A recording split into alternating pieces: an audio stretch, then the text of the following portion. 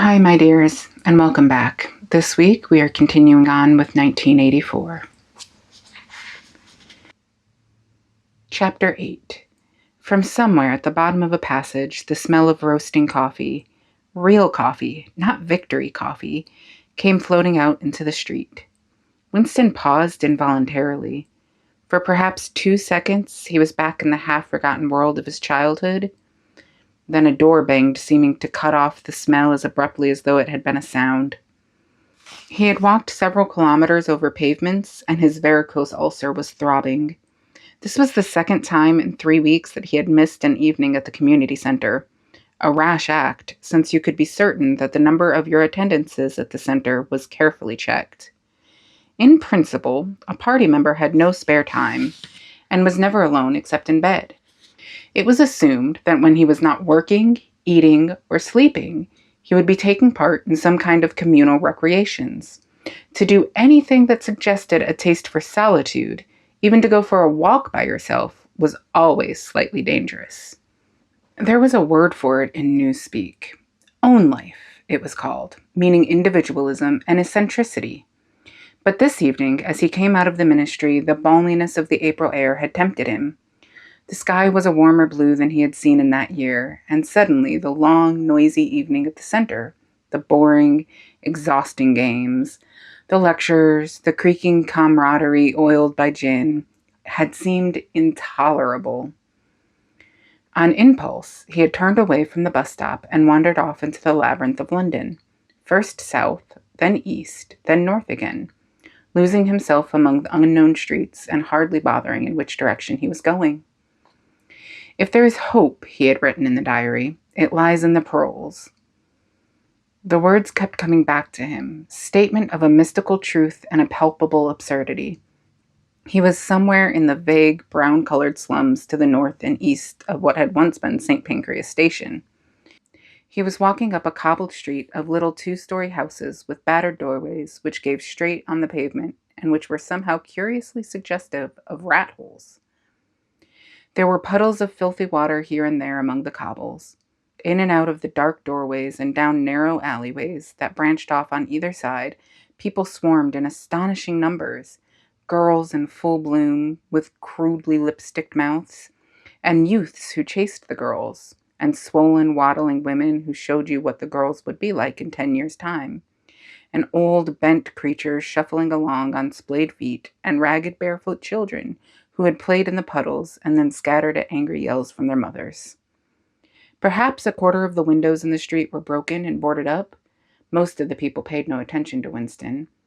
A few eyed him with a sort of guarded curiosity. 2 monstrous women with brick-red forearms folded across their aprons were talking outside a doorway. Winston caught scraps of conversation as he approached. "Yes," I says to her, "that's all very well," I says, "but if you'd been in my place, you'd have done the same as what I done. It's easy to criticize," I says, "but you ain't got the same problems as what I got." "Ah," said the other, "that's just it. That's just where it is." The strident voices stopped abruptly. The women studied him in hostile silence as he walked past. But it was not hostility, exactly, merely a kind of wariness, a momentary stiffening, as at the passing of some unfamiliar animal.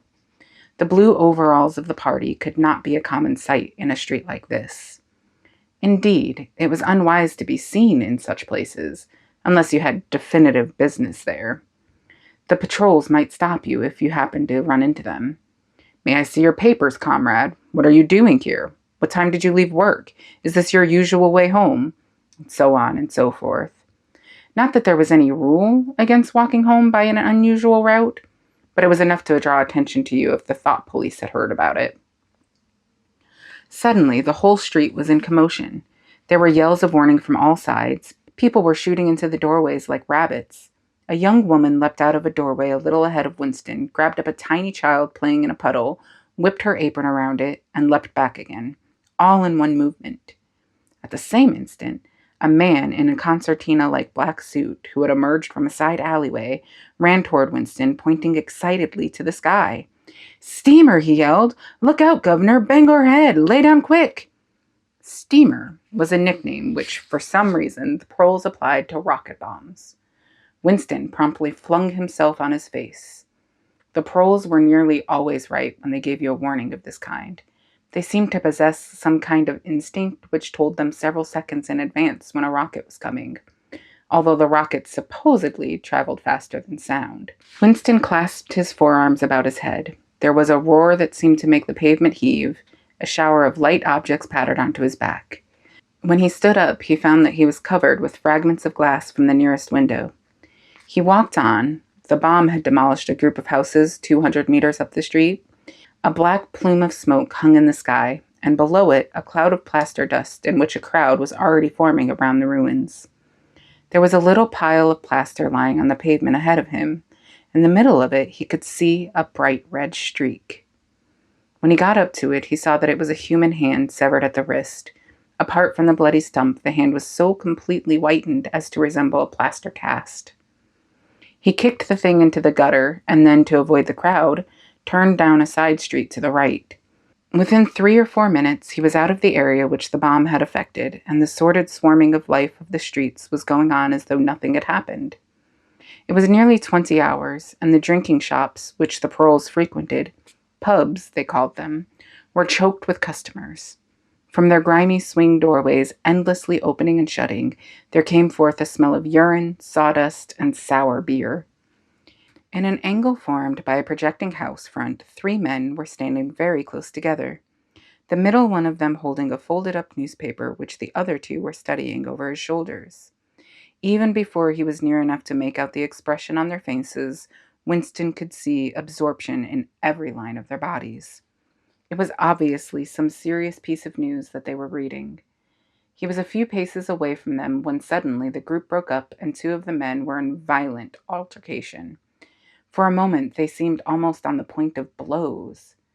"Can't you bleeding see well listen to what I say? I tell you, no number ending in 7 ain't one for over 14 months. "Yes, it is, as then." "No, it has not. Back home I got the whole lot of 'em for over 2 years wrote down on a piece of paper. I takes 'em down regular as the clock, and I tell you, no number ending in 7. "Yes, a 7 as one. I could pretty near tell you the bleeding number. 407 it ended in. It were in February, 2nd week in February. "February, your grandmother. I got it all down in black and white, and I tell you, no number." "Oh, pack it in," said the 3rd man. They were talking about the lottery. Winston looked back when he had gone 30 meters. They were still arguing, with vivid, passionate faces. The lottery, with its weekly payout of enormous prizes, was the one public event to which the paroles paid serious attention. It was probable that there were some millions of paroles for whom the lottery was the principal, if not the only reason for remaining alive.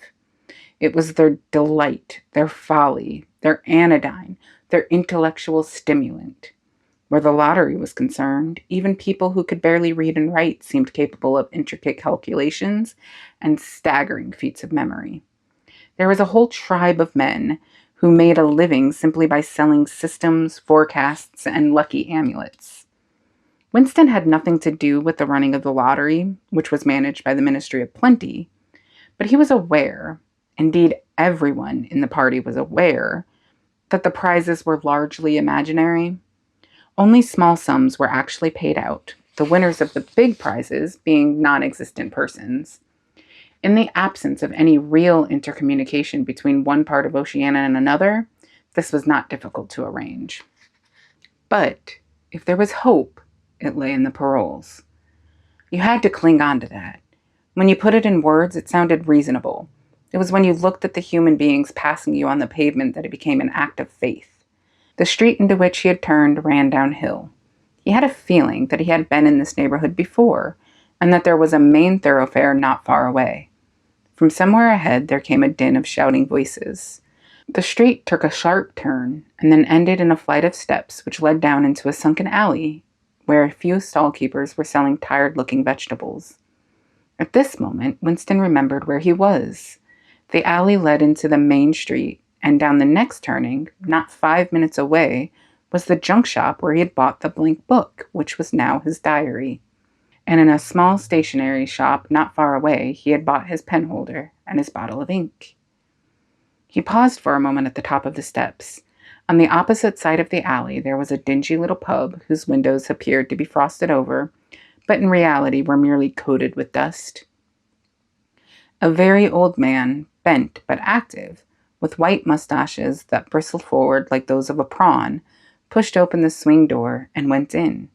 As Winston stood watching, it occurred to him that the old man, who must be 80 at the least, had already been middle-aged when the revolution happened. He and a few others like him were the last links that now existed with the vanished world of capitalism. In the party itself, there were not many people left whose ideas had been formed before the revolution. The older generation had mostly been wiped out in the great purges of the 50s and 60s, and the few who survived had long ago been terrified into complete intellectual surrender. If there was anyone alive who could give you a truthful account of conditions in the early part of the century, it could only be a parole. Suddenly, the passage from the history book that he had copied into his diary came back into Winston's mind, and a lunatic impulse took hold of him. He would go into the pub, he would scrape acquaintance with that old man, and question him. He would say to him, "Tell me about your life when you were a boy. What was it like in those days? Were things better than they are now, or were they worse?" Hurriedly, lest he should have time to become frightened, he descended the steps and crossed the narrow street. It was madness, of course. As usual, there was no definite rule against talking to paroles and frequenting their pubs, but it was far too unusual an action to pass unnoticed. If the patrols appeared, he might plead an attack of faintness, but it was not likely that they would believe him. He pushed open the door, and a hideous, cheesy smell of sour beer hit him in the face. As he entered, the din of voices dropped to about half its volume. Behind his back, he could feel everyone eyeing his blue overalls. A game of darts, which was going on at the other end of the room, interrupted itself for perhaps as much as 30 seconds. The old man whom he had followed was standing at the bar, having some kind of altercation with the barman, a large, stout, hook-nosed young man with enormous forearms. A knot of others, standing round with glasses in their hands, were watching the scene. "I arst you civil enough, didn't I?" said the old man, straightening his shoulders pugnaciously. "You telling me you ain't got a pint mug in the old bleeding boozer?" "And what in the hell's name is a pint?" said the barman, leaning forward with the tips of his fingers on the counter. "Ark at him, calls hisself a barman and don't know what a pint is. Why, a pint's a half of a quart, and there's 4 quarts to a gallon. Have to teach you the ABC next." "Never heard of 'em," said the barman shortly. Liter and half a liter, that's all we serve. There's the glasses on the shelf in front of you." "I like a pint," persisted the old man. "You could have drawed me off a pint easy enough. We didn't have these bleeding liters when I was a young man." "When you were a young man, we were all living in the treetops," said the barman with a glance at the other customers. There was a shout of laughter, and the uneasiness caused by Winston's entry seemed to disappear. The old man's white, stubbled face had flushed pink. He turned away, muttering to himself, and bumped into Winston. Winston caught him gently by the arm. "May I offer you a drink?" he said. "You're a gent," said the other, straightening his shoulders again. He appeared not to have noticed Winston's blue overalls. "Pint," he added aggressively to the barman. "Pint of wallop." The barman swished 2 half-liters of dark brown beer into thick glasses, which he had rinsed in a bucket under the counter. Beer was the only drink you could get in parole pubs. The paroles were supposed not to drink gin, though in practice they could get hold of it easily enough. The game of darts was in full swing again, and the knot of men at the bar had begun talking about lottery tickets. Winston's presence was forgotten for a moment. There was a deal table under the window where he and the old man could talk without fear of being overheard. It was horribly dangerous, but at any rate, there was no telescreen in the room, a point he made sure of as soon as he came in. "He could have drawed me off a pint," grumbled the old man as he settled down behind his glass. "A half-liter ain't enough. I don't satisfy, and an old liter's too much. It starts my bladder running, let alone the price." "You must have seen great changes since you were a young man," said Winston tentatively. The old man's pale blue eyes moved from the darts board to the bar, from the bar to the door of the gents, as though it were in the bar room that he expected the changes to have occurred. The beer was better, he said finally, and cheaper. When I was a young man, mild beer, wallop we used to call it, was 4 pence a pint. That was before the war, of course. Which war was that? Winston said. It's all wars, said the old man vaguely. He took up his glass and his shoulders straightened again. Here's wishing you the very best of health. In his lean throat, the sharp-pointed Adam's apple made a surprisingly rapid up-and-down movement, and the beer vanished. Winston went to the bar and came back with 2 more half-liters. The old man appeared to have forgotten his prejudice against drinking a full liter. You are very much older than I am, said Winston. You must have been a grown man before I was born. You can remember what it was like in the old days, before the Revolution.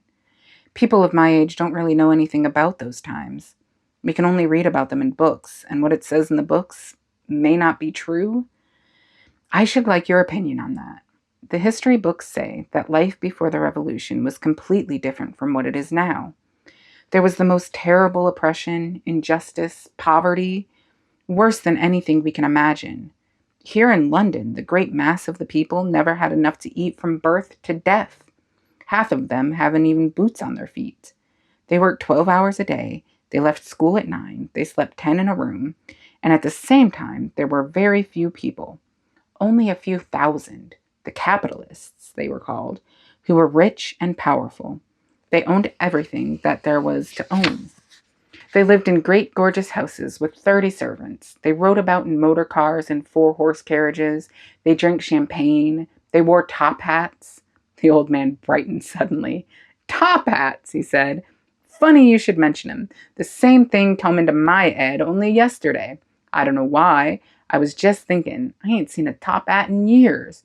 Gorn right out, they have. The last time I wore one was at my sister-in-law's funeral. And that was, well, I couldn't give you the date, but it must have been 50 years ago. Of course, it was only hired for the occasion, you understand.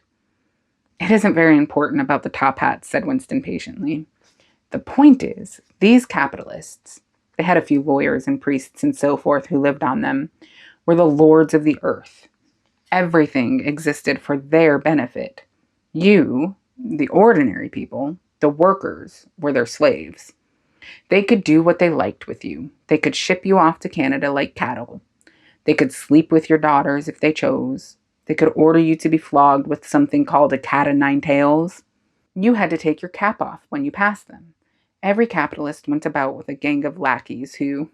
The old man brightened again. Lackeys, he said. Now there's a word I ain't heard since ever so long. Lackeys. That regular takes me back, that does. I recollect, donkeys years ago, I used to sometimes go to Yuld Park of a Sunday afternoon to hear the blokes making speeches. Salvation Army, Roman Catholics, Jews, Indians, all sorts there was. And there was one bloke, well, I couldn't give you his name, but a real powerful speaker he was. He didn't half give it 'em. Lackeys, he says. Lackeys of the bourgeoisies. Flunkies of the ruling class. Parasites. That was another of them. And Janus. You definitely heard him call Janus. Of course, he was referring to the Labor Party, you understand. Winston had the feeling that they were talking at cross purposes. What I really wanted to know was this, he said. Do you feel that you have more freedom now than you had in those days? Are you treated more like a human being? In the old days, the rich people, the people at the top, the House of Lords, put in the old man reminiscently, the House of Lords, if you like. What I am asking is, were these people able to treat you as inferior simply because they were rich and you were poor? Is it a fact, for instance, that you had to call them sir and take off your cap when you passed them? The old man appeared to think deeply. He drank off about a quarter of his beer before answering. Yes, he said. They liked you to touch your cap to 'em. It showed respect, like. I didn't agree with it myself, but I'd done it often enough. Had to, as you might say. And was it usual? I'm only quoting what I've read in history books.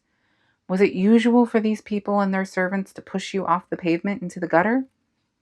One of 'em pushed me once, said the old man. I recollect it as if it was yesterday. It was a boat race night. Terrible rowdy they used to get on boat race night. and I bumps into a young bloke on Shaftesbury Avenue.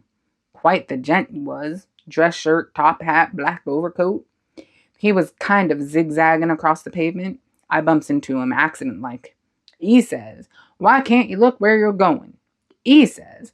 I says, "Just think you've bought the bleeding pavement." He says, "I'll twist your bloody head off if you get fresh with me." I says, "You're drunk. I'll give you a charge in a half minute."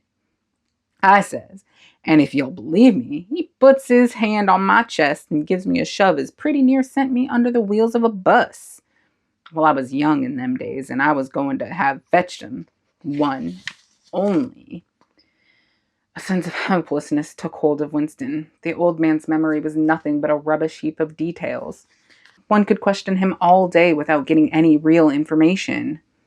The party histories might still be true, after a fashion. They might even be completely true. He made a last attempt.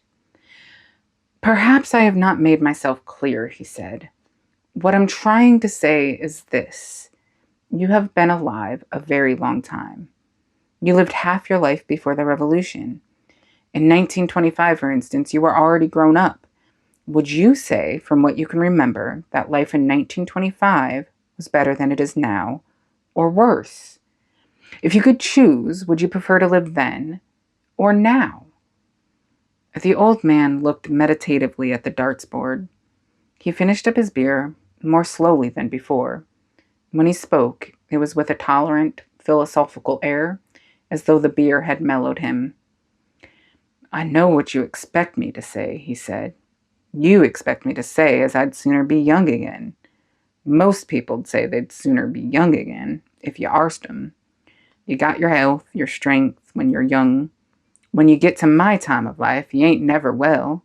I suffer something wicked from my feet, and my bladder's just terrible. 6 and 7 times a night, it eyes me out of bed.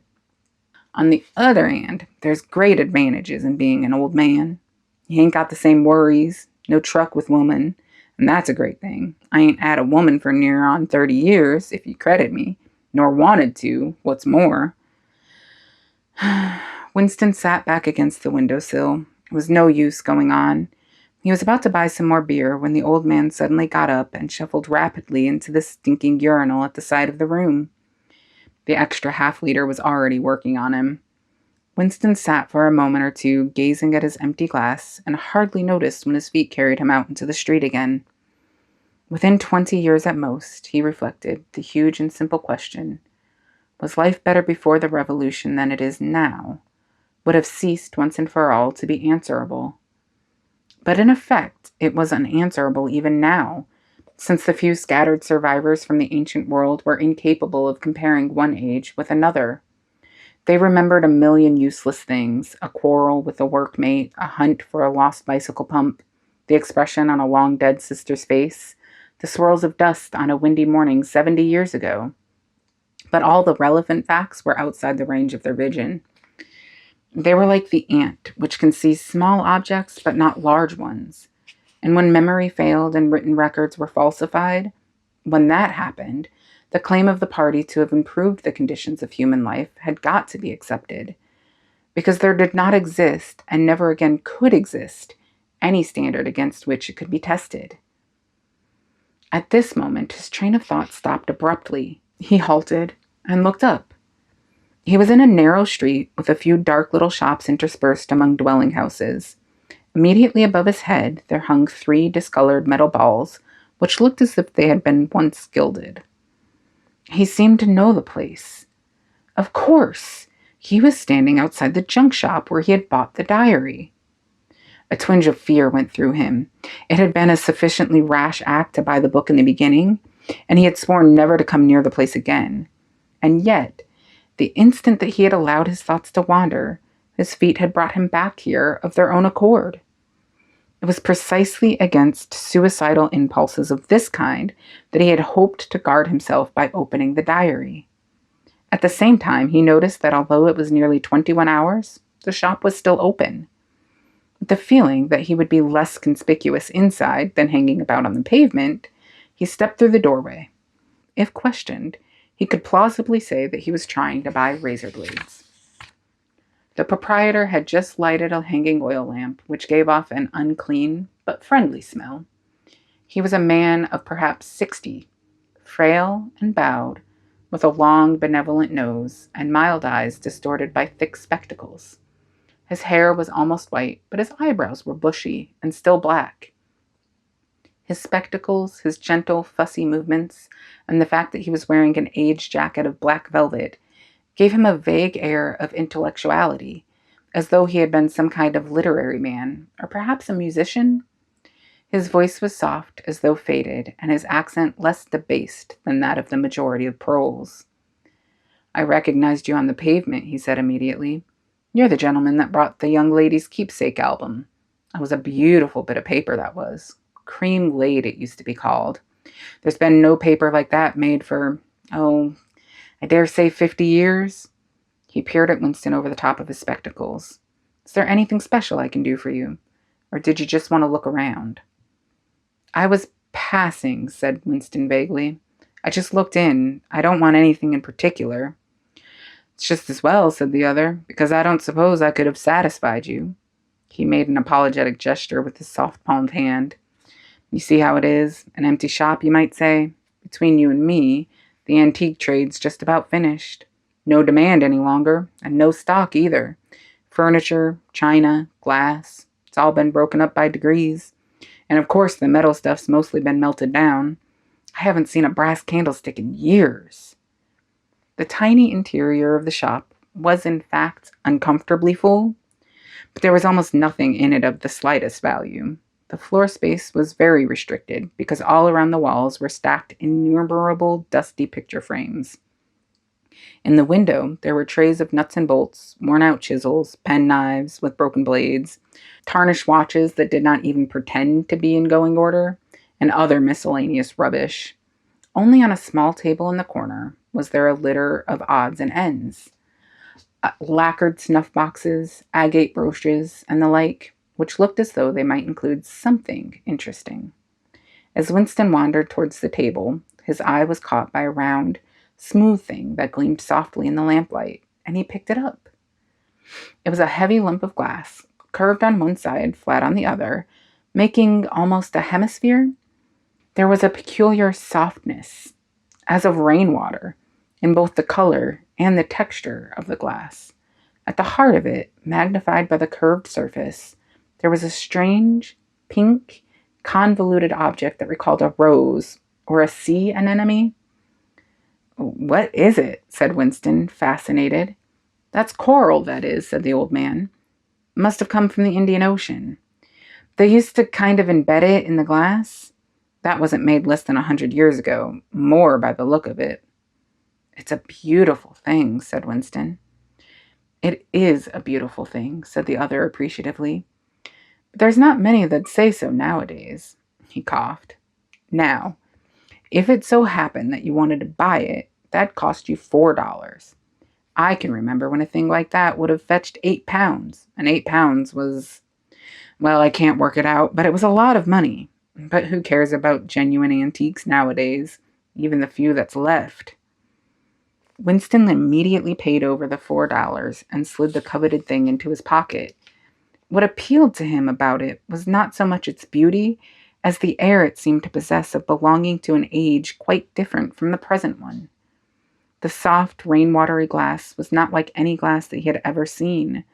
The thing was doubly attractive because of its apparent uselessness, though he could guess that it must once have been intended as a paperweight. It was very heavy in his pocket, but fortunately it did not make much of a bulge. It was a queer thing, even a compromising thing, for a party member to have in his possession. Anything old, and for that matter anything beautiful, was always vaguely suspect. The old man had grown noticeably more cheerful after receiving the $4. Winston realized that he would have accepted 3, or even 2. "There's another room upstairs that you might care to take a look at," he said. "There's not much in it, just a few pieces. We'll do with a light if we're going upstairs." He lit another lamp, and with bowed back led the way slowly up the steep and worn stairs and along a tiny passage into a room which did not give on the street, but looked out on a cobbled yard and a forest of chimney pots.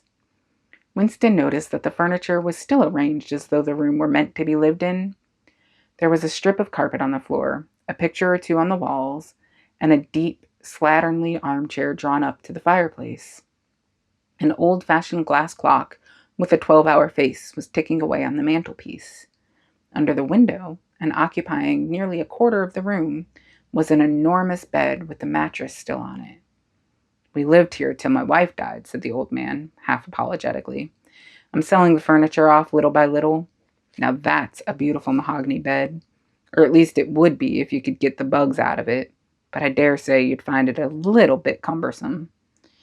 He was holding the lamp high up so as to illuminate the whole room, and in the warm, dim light the place looked curiously inviting. The thought flitted through Winston's mind that it would probably be quite easy to rent the room for a few dollars a week, if he dared to take the risk. It was a wild, impossible notion, to be abandoned as soon as thought of. But the room had awakened in him a sort of nostalgia, a sort of ancestral memory. It seemed to him that he knew exactly what it felt like to sit in a room like this, in an armchair beside an open fire with your feet in the fender and a kettle on the hob, utterly alone, utterly secure, with nobody watching you, no voice pursuing you, no sound except the singing of the kettle and the friendly ticking of the clock. "There's no telescreen," he could not help muttering. "Ah," said the old man, "never had one of those things. Too expensive, and I never seem to feel the need of it somehow. Now that's a nice gate-leg table in the corner there, though of course you'd have to put new hinges on it if you wanted to use the flaps." There was a small bookcase in the other corner, and Winston had already gravitated towards it. It contained nothing but rubbish. The hunting down and destruction of books had been done with the same thoroughness in the parole quarters as everywhere else. It was very unlikely that there existed anywhere in Oceania a copy of a book printed earlier than 1960. The old man, still carrying the lamp, was standing in front of a picture in a rosewood frame which hung on the other side of the fireplace, opposite the bed. "Now, if you happen to be interested in old prints at all," he began delicately. Winston came across to examine the picture. It was a steel engraving of an oval building with rectangular windows and a small tower in front. There was a railing running around the building, and at the rear end there was what appeared to be a statue. Winston gazed at it for some moments. It seemed vaguely familiar, though he did not remember the statue. "The frame's fixed to the wall," said the old man, "but I could unscrew it for you, I dare say." "I know that building," said Winston finally. "It's a ruin now. It's in the middle of the street outside the Palace of Justice." "That's right, outside the law courts. It was bombed many years ago. It was a church at one time. St. Clement's Dane, it was named." He smiled apologetically, as though conscious of saying something slightly ridiculous, and added, "Oranges and lemons say the bells of St. Clement's." "What's that?" said Winston. "Oh, oranges and lemons say the bells of St. Clement's was a rhyme we had when I was a little boy. How it goes on I don't remember, but I do know it ended up, 'Here comes a candle to light you to bed. Here comes a chopper to chop off your head.' It was a kind of a dance. They held out their arms for you to pass under, and when you came to 'Here comes a chopper to chop off your head,' they brought their arms down and caught you." It was just the names of churches. All of the London churches were in it. All the principal ones, that is. Winston wondered vaguely to what century the church belonged. It was always difficult to determine the age of a London building. Anything large and impressive, if it was reasonably new in appearance, was automatically claimed as having been built since the Revolution, while anything that was obviously of earlier date was ascribed to some dim period called the Middle Ages. The centuries of capitalism were held to have produced nothing of any value. One could not learn history from architecture any more than one could learn it from books. Statues, inscriptions, memorial stones, the names of streets, anything that might throw light upon the past had been systematically altered. "I never knew it had been a church," he said. "There's a lot of them left, really," said the old man, "though they've been put to other uses. Now, how did that rhyme go? Ha, I've got it. 'Oranges and lemons, say the bells of St. Clement's. You owe me 3 farthings, say the bells of St. Martin's. There. Now that's as far as I can get. A farthing. And that was a small copper coin. Looked something like a cent. Where was St. Martin's? Said Winston. St. Martin's? Well, that's still standing. It's in Victory Square alongside the picture gallery. A building with a kind of a triangular porch and pillars in front, and a big flight of steps. Winston knew the place well. It was a museum used for propaganda displays of various kinds, scale models of rocket bombs and floating fortresses, waxwork tableaux illustrating enemy atrocities and the like. St. Martin's in the Fields, it used to be called, supplemented the old man. Though I don't recollect any fields anywhere in those parts. Winston did not buy the picture. It would have been an even more incongruous possession than the glass paperweight, and impossible to carry home unless it were taken out of its frame. But he lingered for some minutes more, talking to the old man, whose name he discovered was not Weeks, as one might have gathered from the inscription over the shop front, but Charrington. Mr. Charrington, it seemed, was a widower, aged 63, and had inhabited this shop for 30 years. Throughout that time, he had been intending to alter the name over the window, but had never quite got to the point of doing it. All the while that they were talking, the half-remembered rhyme kept running through Winston's head. Oranges and lemons, say the bells of St. Clement's. You owe me 3 farthings, say the bell of St. Martin's. It was curious, but when you said it to yourself, you had the illusion of actually hearing bells. The bells of a lost London that still existed somewhere or other, disguised and forgotten. From one ghostly steeple after another, he seemed to hear them pealing forth. Yet so far as he could remember, he had never in real life heard church bells ringing. He got away from Mr. Charrington and went down the stairs alone, so as not to let the old man see him reconnoitering the street before stepping out of the door. He had already made up his mind that after a suitable interval, a month, say, he would take the risk of visiting the shop again. It was perhaps not more dangerous than skirting an evening at the center. The serious piece of folly had been to come back here in the first place after buying the diary, and without knowing whether the proprietor of the shop could be trusted. However, yes, he thought again, he would come back.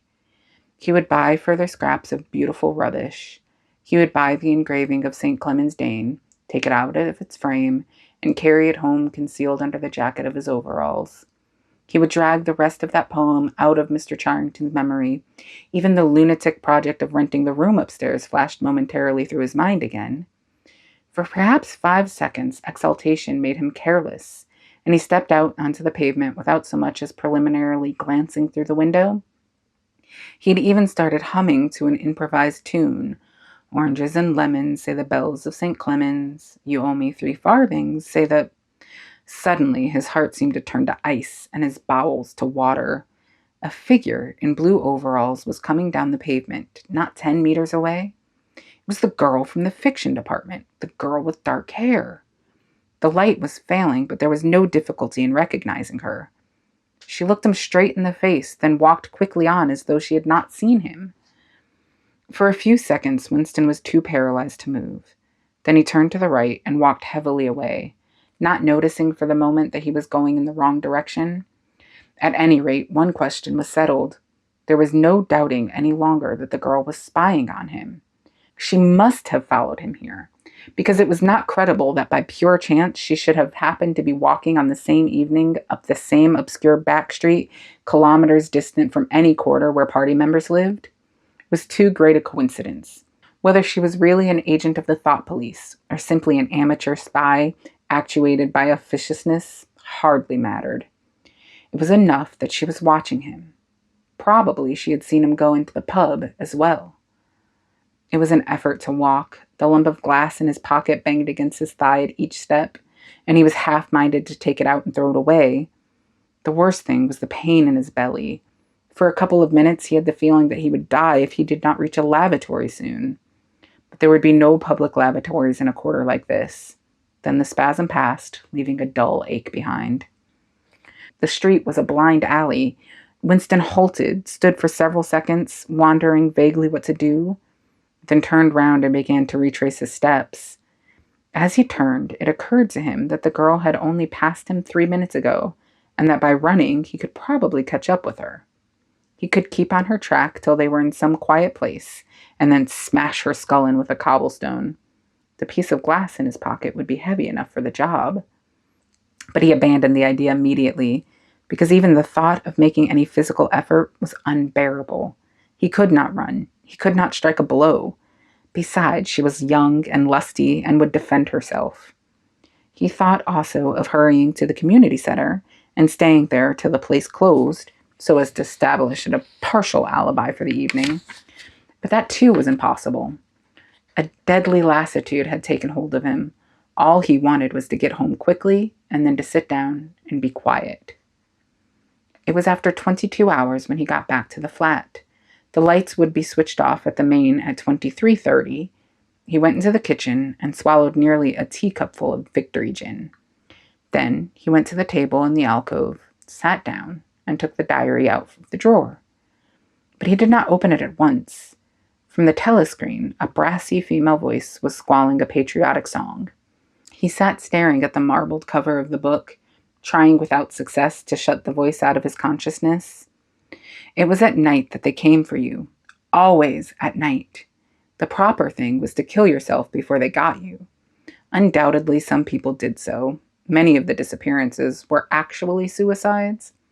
But it needed desperate courage to kill yourself in a world where firearms, or any quick and certain poison, were completely unprocurable.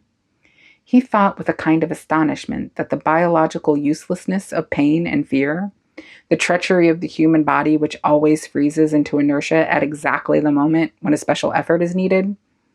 He might have silenced the dark-haired girl if only he had acted quickly enough, but precisely because of the extremity of his danger, he had lost the power to act. It struck him that in moments of crisis, one is never fighting against an external enemy, but always against one's own body. Even now, in spite of the gin, the dull ache in his belly made consecutive thought impossible. And it is the same, he perceived, in all seemingly heroic or tragic situations. On the battlefield, in the torture chamber, on a sinking ship, the issues that you are fighting for are always forgotten, because the body swells up until it fills the universe. And even when you are not paralyzed by fright or screaming with pain, life is a moment-to-moment struggle against hunger or cold or sleeplessness, against a sour stomach or an aching tooth. He opened the diary. It was important to write something down. The woman on the telescreen had started a new song. Her voice seemed to stick into his brain like jagged splinters of glass. He tried to think of O'Brien, for whom, or to whom, the diary was written, but instead he began thinking of the thing that would happen to him after the thought police took him away. It would not matter if they killed you at once. To be killed was what you expected. But before death, nobody spoke of such things, yet everybody knew of them. There was the routine of confession that had to be gone through. The groveling on the floor and screaming for mercy, the crack of broken bones, the smashed teeth and bloody clots of hair. Why did you have to endure it, since the end was always the same? Why was it not possible to cut a few days or weeks out of your life? Nobody ever escaped detection, and nobody ever failed to confess. When once you had succumbed to the thought crime, it was certain that by a given date, you would be dead. Why then did that horror, which altered nothing, have to lie embedded in future time? He tried with a little more success than before to summon up the image of O'Brien. "We shall meet in the place where there is no darkness," O'Brien had said to him. He knew what he meant, or thought he knew. The place where there is no darkness was the imagined future, which one would never see, but which, by foreknowledge, one could mystically share in.